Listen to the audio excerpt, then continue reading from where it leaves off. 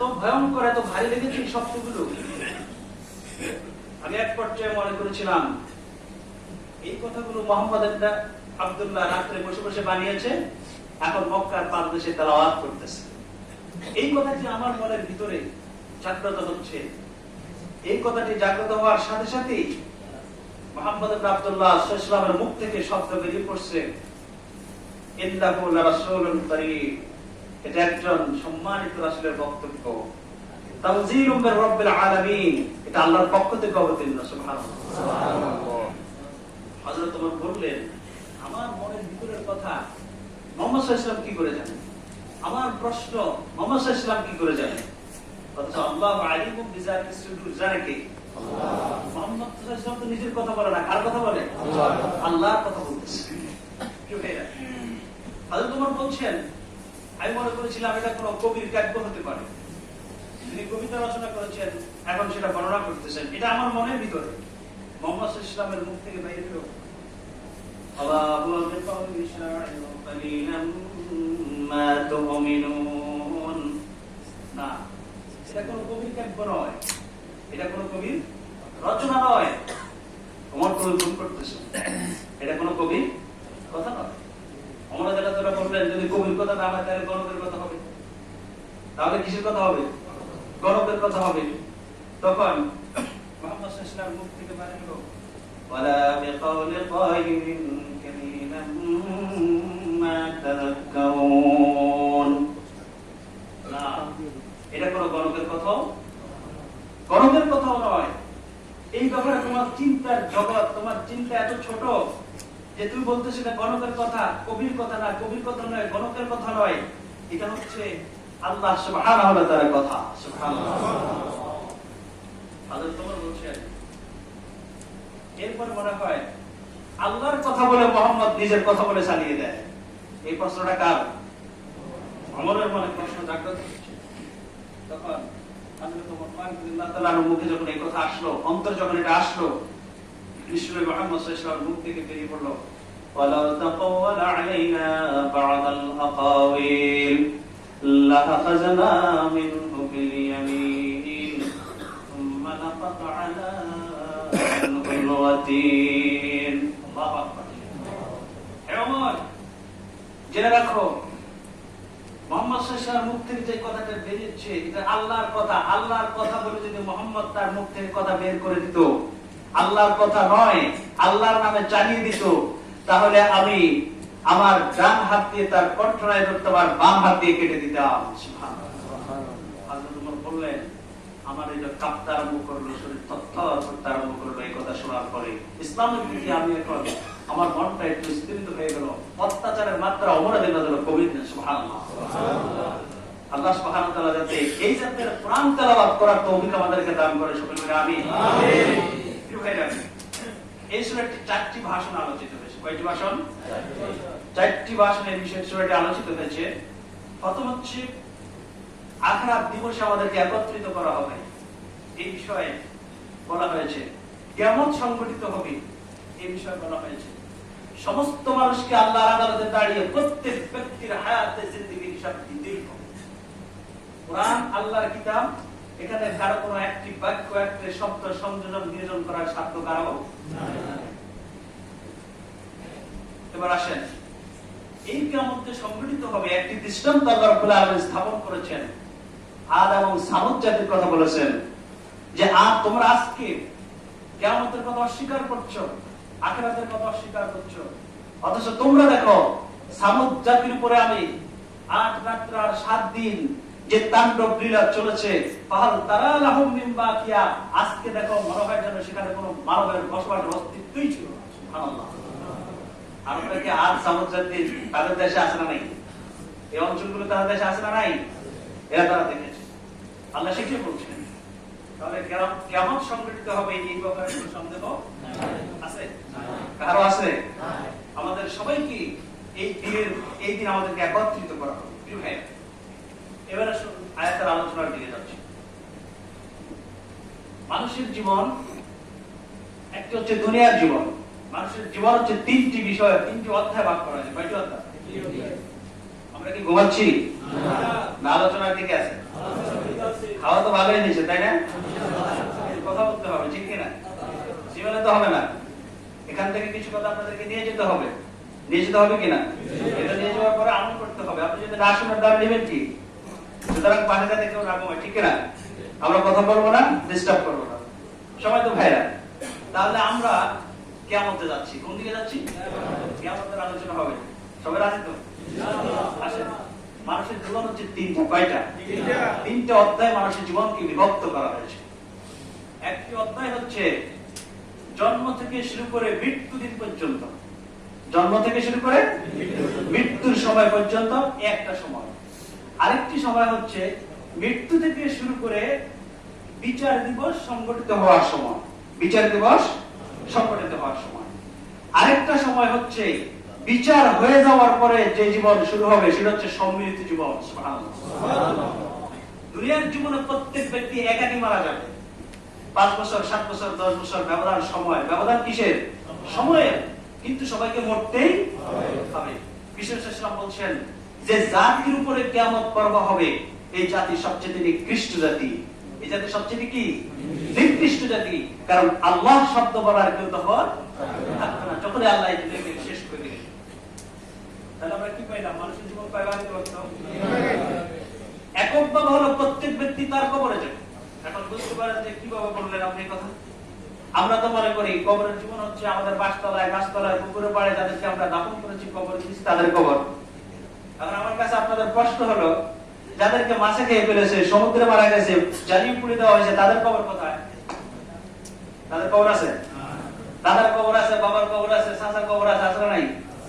কিন্তু যাদেরকে জ্বালিয়ে পুড়ে দেওয়া হয়েছে তাদের কবর কোথায়? বাঘে যাদেরকে খেয়ে ফেলেছে তাদের কবর? তাহলে বুঝে গেল আমাদেরকে আকীদা সাফ করতে হবে। মৃত্যুর দিন থেকে শুরু করে আমাদেরকে পুনরুজ্জীবিত করা পর্যন্ত ওই সময়টার নাম হচ্ছে কবর। কথা বুঝে আসছে? কবর কাকে বলে বুঝে আসছে? এবং আখিরাতের জীবনে সম্মিলিত যেদিন কিয়ামতের ময়দানে আদম আলাইহিস সালাম থেকে শুরু করে সমস্ত মানব দানব জিন জাতিকে একসাথে এক জায়গায় একত্রিত করে হাজির করা হবে, সেটা হচ্ছে আখিরাতের জীবনের শুরু দিন। সুবহানাল্লাহ। সবাই থাকবে, সবাইকে দেখতে পাবে। কেউ বাঁচতে, কেউ পালাই থাকার সাধ্য নাই। তাহলে এবার আমরা আসি, এই পৃথিবী কিয়ামত দুইটা। কিয়ামত কয়টা? দুইটা। প্রথম হচ্ছে পৃথিবী ধ্বংস হয়ে যাবে। এরপরে হচ্ছে যেদিন আবার সমস্ত মানুষকে একসাথে একত্রিত ভাবে সবাইকে হাজির করা হবে, ওই দিন। কয়টা হবে? আল্লাহ সুবহানাহু ওয়া তাআলা বলতেছেন, হাদিসের মধ্যে এসেছে, বিশ্বনবী সাল্লাল্লাহু আলাইহি ওয়াসাল্লাম বললেন, হযরত আজরাইল আলাইহিস সালামকে বলা হবে, যখন আল্লাহ কিয়ামত সংঘটিত করবেন তখন বলবে, আজরাইল। সে বলবে, লাব্বাইক। বলছে, দুনিয়াকে ঝাড়ু দিয়ে দাও। সুবহানাল্লাহ। দুনিয়াকে তার ঝাড়ু দিয়ে দাও। দুনিয়াতে কোনো জীব থাকতে পারবে না, কোনো মানব থাকতে পারবে না। জিজ্ঞাসা করবে, মান বাকিয়া, কে বাকি? আজরাইল জবাব দিবে, জিন জাতিরা বাকি। আল্লাহ নির্দেশ করবেন, জিন জাতিদেরকে শেষ করে দাও। এরপর বলবে, মান বাকিয়া, কে বাকি? কে বাকি? আজরাইল বলবে, রব্বুল আলামিন। জিনও নাই, ইনসানও নাই। জিনের অস্তিত্ব, ইনসানের অস্তিত্ব আজকে পৃথিবীতে নাই।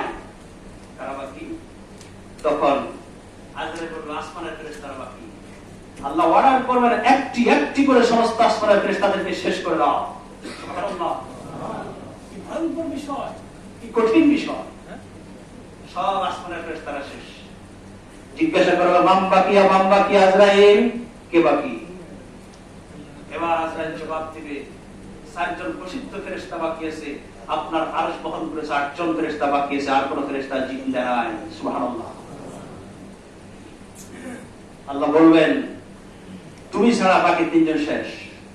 কি ভয়ঙ্কর বিষয়। ইসরাফিলের মতো ফেরেশতাও জিন্দা, জিবরাইলের মতো ফেরেশতাও কি নাই?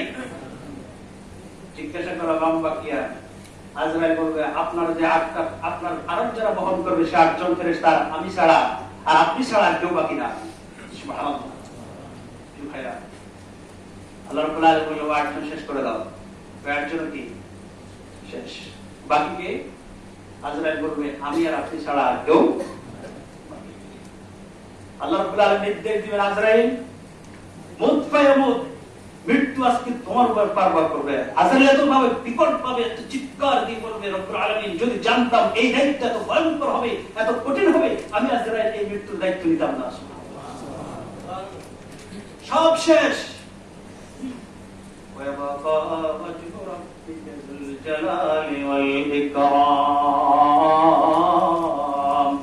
একমাত্র আল্লাহ ছাড়া এই পৃথিবীর মধ্যে নাই, পৃথিবী শূন্য হয়ে গেল।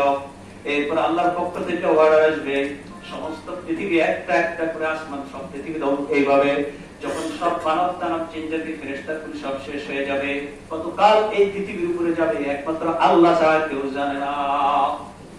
এরপর আল্লাহ সিদ্ধান্ত, আল্লাহ জিজ্ঞাসা করবে, আইনাল জব্বারুন আল মুতাকাব্বিরুন, ওই দাম্ভিকরা অহংকারীরা আজকে কোথায়? কোথায় তোমরা? এই দুনিয়ার উপরে মানুষের উপরে দানবীয় তাণ্ডব যারা চালিয়েছো, যারা অহংকার করেছো, অত্যাচার করেছো, মানব হত্যার উৎসব করেছো, আমার বিরুদ্ধে, কোরআনের বিরুদ্ধে, ইসলামের বিরুদ্ধে অবস্থান গ্রহণ করেছো, আমার পয়গম্বরকে যারা হত্যা করেছো, পয়গম্বরের দায়ীদেরকে যারা হত্যা করেছো, তারা আজকে কোথায়? আইনাল জব্বারুন, কোথায়? গোটা পৃথিবী থেকে কোন আওয়াজ? এরপরে আল্লাহ রাব্বুল আলামিনের সিদ্ধান্তের পরে একটা একটা করে আল্লাহ রাব্বুল আলামিন বলেন, আল কারিআতু মাল কারিআত ওয়া মা আদরাকা মাল কারিআত ইয়াউমা ইয়াকুনুন নাসু কাল ফারাশিল মাবসুস ইযাস সামাউ শাক্কাত ওয়া আযিনাত লিরাব্বিহা ওয়া হুকাত ইযাস সামাউ ফাতারাত ওয়া ইযাল কাওয়াকিবু মুনতাদারাত إذا الشمس كورت وإذا النجوم انكدرت الله أكبر একটি একটি করে আসমানকে, জমিনের পাহাড়গুলোকে জমিনের উপরে আছাড় মেরে ফেলা হবে, একটা একটা করে আসমান জমিনের উপরে আসতে পড়বে, এক এক করে সমস্ত আসমান শেষ হয়ে যাবে, চন্দ্র সূর্য সব কিছু শেষ হয়ে যাবে, এই দুনিয়া গন্ড গন্ড হয়ে যাবে, তাণ্ডব লীলা চলবে, কেউ বাঁচি নাই। একজন বাকি, তিনি হচ্ছেন কুল্লু মান আলাইহা ফান ওয়াজহু রাব্বিকা যুল জালালি ওয়াল ইকরাম। এই পৃথিবীর সমস্ত আয়োজন শেষ হয়ে গেছে, একমাত্র আল্লাহ ছাড়া আর কেউ বেঁচে নাই। আল্লাহু আকবার। এটা হচ্ছে কিয়ামতের প্রথম পর্ব। কতকাল কি অবস্থা হবে, কি অবস্থা বিরাজ করবে এই পৃথিবী, মুহাদ্দিসিন کرام হয়রান হয়ে যাচ্ছে এই ব্যাপারে। কেউ কল্পনা, 8-10টা তাফসীর আমি দেখেছি, কেউ কল্পনা করার সাধ্য নাই। সবাই বলছে আল্লাহু আ'লাম, আল্লাহ ছাড়া কেউ জানে না। সুবহানাল্লাহ, কেউ জানে না, পৃথিবী আল্লাহ। ভয়ঙ্কর বিষয়, কোন বিজ্ঞানের ভ্যাবলিতে ধরবে না যে অবস্থা চলবে পৃথিবীর উপর, দুনিয়া শেষ হয়ে। এরপর আল্লাহ রাব্বুল আলামিন কতকাল পৃথিবীর উপরে চলে যাবে, কত বছর চলে কেউ জানে না। যখন আল্লাহ রাব্বুল আলামিন এবার ডাক দিলেন সমস্ত মানুষকে, কিয়ামতের ময়দানে বিচারের জন্য সবাইকে যখন হাজির করবেন, একটি মাত্র আওয়াজ, ইযা যুলজিলাতিল আরদু জিলজালাহা। আমরাও বাড়ি পড়াশোনা আসে নাই সেটা, কার কার বাড়ি পড়াশোনা নাই? ইযা যুলজিলাতিল আরদু জিলজালাহা ওয়া আখরাজাতিল আরদু আসফালাহা ওয়া ইযাল কুবুরু বুসিরাত। আল্লাহু আকবার। এই পৃথিবী কেমন ভাবে চাকরি দেওয়া হবে, চাকরির সাথে সাথে সমস্ত মানুষ কবর থেকে উঠে কিয়ামতের ময়দানে হাজির হয়ে যাবে। একটি আওয়াজ, কিছুই জমিনের ভিতরে থাকবে না। এই জমিন থেকে সব কোথায় আসবে? ওয়া ইযাল উহুশু হুশিরাত। শুধু মানুষ আসবে বিষয়টা এমন নয়, জিন জাতি আসবে বিষয়টা এমন নয়, ফেরেশতা আসবে বিষয়টা এমন নয়। সমস্ত মাখলুকাত আল্লাহ যে সৃষ্টি করেছেন, সব মাখলুকাত কিয়ামতের ময়দানে আল্লাহর আদালতে হাজির। আল্লাহু আহকামুল হাকিমিন। আল্লাহ সবচেয়ে বড় কি? সবার আজকে বিচার হবে, সবার আজকে সবাই কিয়ামতের ময়দানে আসবে। এখন কিয়ামতের ময়দানটা কেমন হবে? আপোষ বিছানো থাকবে? আপোষ বিছানো থাকবে? আপোষ বিছানো থাকবে না। কিয়ামতের ময়দানে যখন মানুষগুলো আসবে, তখন মানুষগুলোকে কিয়ামতের ময়দানে, আন সাহাব বিন সাঈদ রাদিয়াল্লাহু তাআলা আনহু قال النبي صلى الله عليه وسلم يحشر الناس يوم القيامة على أرض بيضاء كفرشة النقي ليس فيها علم لأحد متفق عليه। বিশ্বনবী সাল্লাল্লাহু আলাইহি ওয়াসাল্লাম বললেন, কিয়ামতের ময়দানটা হবে আজকে যে আমরা বসে আছি, এটাই কিয়ামতের ময়দান হবে। সুবহানাল্লাহ, এটাই কিয়ামতের ময়দান। এখানে কিয়ামত সংঘটিত হবে। এই দুনিয়ার উপরেই কিয়ামত সংঘটিত হবে। কাল্লা ইযা দুক্কাতিল আরদু দাক্কান দাক্কা ওয়া জাআ রাব্বুকা ওয়াল মালাকু সাফফান সাফফা। দুনিয়া শেষ হয়ে যাওয়ার পরে যখন শুরু হবে, সমস্ত ফেরেশতারা তাদের দায়িত্ব কি হয়ে যাবে, এই ময়দানটা হবে তখন তামার ময়দান বললে আমরা সবাই পরিচিত। কিসের ময়দান? তামার ময়দান হবে। সূর্য একেবারে কাছে চলে আসবে। সেখানে দুই ক্যাটাগরিতে আদম সন্তানরা আল্লাহর আদালতে হাজির হবে।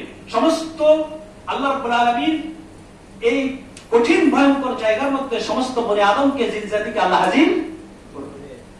সর্বপ্রথম বিচার শুরু হবে সমস্ত জিন এবং মানুষ ছাড়া সমস্ত জানোয়ার, জীব জানোয়ার যারা রয়েছে সবাই বিচার হবে। সবাইকে মাটির সাথে মিশিয়ে দেওয়া হবে। এরপরে কার পালা? জিনদের পালা।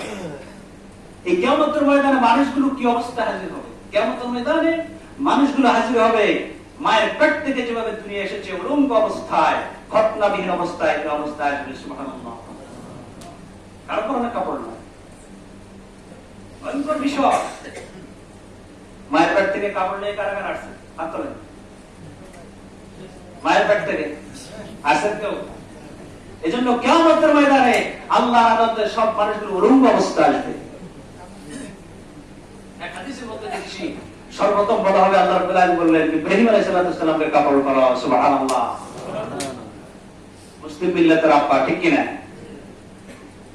আমাদের আব্বা জান নাম কি? আদম আলাইহিস সালাম। সকল মানব গোষ্ঠীর বাবাকে তিনি জান্নাত থেকে কাপড় নিয়ে এসেছেন না কাপড় ছাড়া এসেছেন? কাপড় নিয়ে এসেছেন না কাপড় ছাড়া এসেছেন? কাপড় ছাড়া এসেছেন। এজন্য বিশ্ববরণ্য মুফাসসিরে কেরাম বলছেন যে দুনিয়াটা হচ্ছে টয়লেটের জায়গা।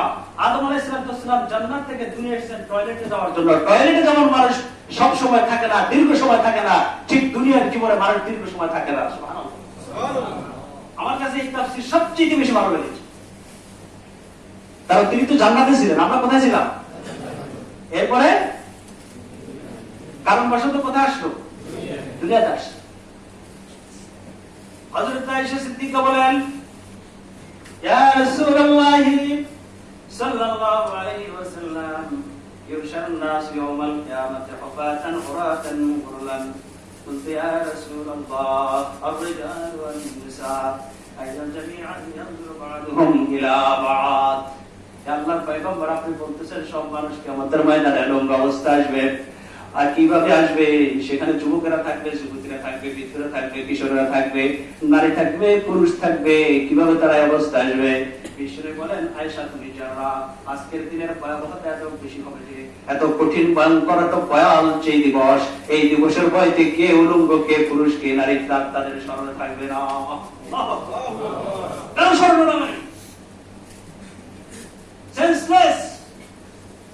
يا أيها الناس اتقوا ربكم إن زلزلة الساعة شيء عظيم يوم ترونها تذهل كل مرضعة عما أرضعت وتضع كل ذات حمل حملها وترى الناس سكارى وما هم بسكارى ولكن عذاب الله شديد।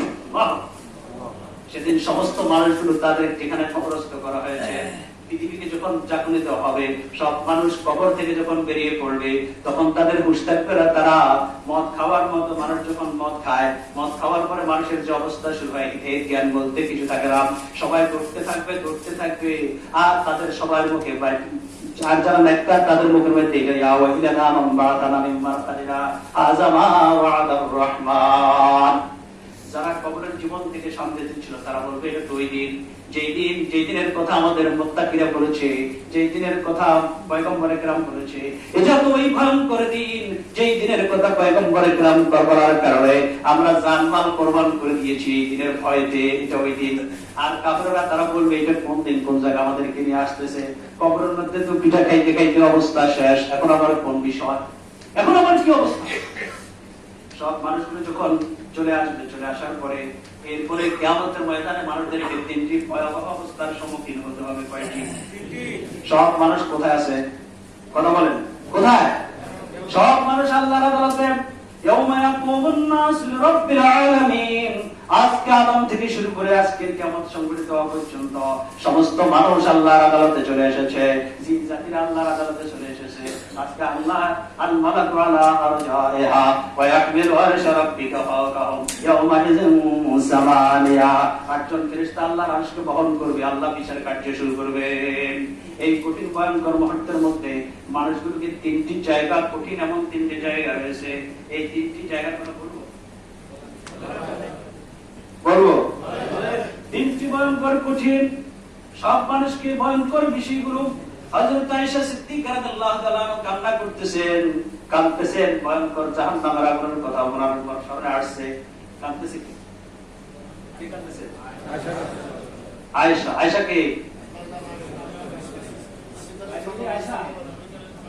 শাস্ত্রবান আয়েশা, তালতবান আয়েশা না, উম্মাহাতুল মুমিনিন, রাইসুল মুফাসসিরিন, রাইসুল মুহাদ্দিসিন আম্মা আয়েশা সিদ্দিকা রাদিয়াল্লাহু তাআলা। সুবহানাল্লাহ। হাজার হাজার হাদিসের উস্তাদ, ঠিক কি না? সাহাবীদের উস্তাদ। আল্লাহু আকবার। আয়েশা কাঁদতেছে। মুহাম্মদ সাল্লাল্লাহু আলাইহি ওয়াসাল্লাম বলেন, ইয়া আয়েশা মা ইউবকিক, তুমি কাঁদছো কেন? আয়েশা তুমি কাঁদছো কেন? কি হলো তোমার? কেন তুমি কাঁদছো? হযরত আয়েশা বললেন, যুকিরাতিন নার। ও পয়গম্বর, আপনি যে কিয়ামতের ভয়াবহতার কথা বললেন, আপনি যে বিচার দিবসের কথা বললেন, আপনি যে জাহান্নামের আগুনের কথা বললেন, সেই ভয়তে আমি আয়েশা আজকে কাঁদতেছি। আল্লাহু আকবার। ফাহাল তাযকুরুনা আহলিকুম ফাহাল তাযকুরুনা আহলিকুম ইয়াওমাল কিয়ামাহ। ও আল্লাহর পয়গম্বর, আমি আপনার স্ত্রী, আপনার ছেলে সন্তান আছে, আপনার নাতি পুতিরা আছে, আপনার আহলে বায়াত আছে, আপনার স্বাস্থ্য ভাই, জ্যাঠতো ভাই, খালতো ভাই আছে, খালতো ভাইরা আছে। ও আল্লাহর পয়গম্বর, আপনি আমাকে একটু বলেন, কিয়ামতের ময়দানে আপনি আপনার আহলদের জন্য কি করবেন? আপনি কই থাকবেন? কোথায় থাকবেন? আপনাকে আমরা কোথায় পাবো? এই ভয়ঙ্কর ভয়াল দিনে কিয়ামতের ময়দানে আপনাকে কোথায় পাবো? সুবহানাল্লাহ। কোথায় পাবো? আল্লাহু আকবার। قال رسول الله صلى الله عليه وسلم أما في ثلاث مواطن أحد أحدا أما في ثلاث مواطن أحد أحدا।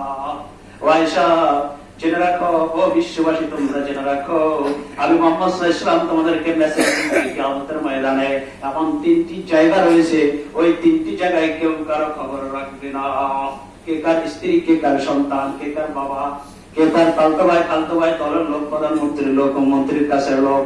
আজকে কারো কোনো খবর নাই। কিয়ামতের ময়দানে সব মানুষগুলো বেকার হয়ে আছে, বেকার হয়ে আছে। ওই তিনটি ভয়ঙ্কর, এক নম্বর ভয়ঙ্কর জায়গা হলো মিজান। আত্তা ইয়ালামু আইয়ুকিফা মিজান ওয়া মিউসকাল। এক নম্বর